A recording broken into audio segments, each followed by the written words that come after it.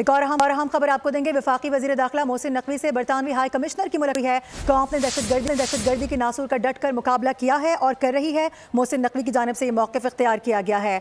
आपको बता दें कि कौम और सिक्योरिटी फोर्सेज ने दहशतगर्दी के खिलाफ जंग में बेपनाह कुर्बानियाँ दी हैं। मजीद तफसीलात लेंगे, आलिजा में ज्वाइन कर रहे हैं। आलिजा, डिटेल्स दीजिएगा।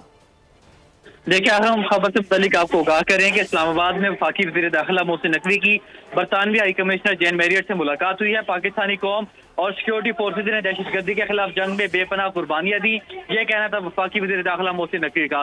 पाकिस्तान की बहादुर कौम ने दहशतगर्दी के नासूर का डट कर मुकाबला किया है और कर रही है। पाकिस्तान में बसने वाले तमाम शहरियों के जान और माल की हिफाजत हुकूमत की अव्वलीन तरजीह है, यह कहना था वफाकी वज़ीर दाखिला मोहसिन नकवी का। पाकिस्तान के साथ मुख्तलिफ शोबों में ताउन को फरोग देने के ख्वाह हैं, यह कहना था बरतानवी हाई कमिश्नर जैन मैरियट का। सही, ठीक है, बहुत शुक्रिया आपका आलिजा। सब्सक्राइब करें और बेल दबाएं ताकि कोई खबर रह न जाए।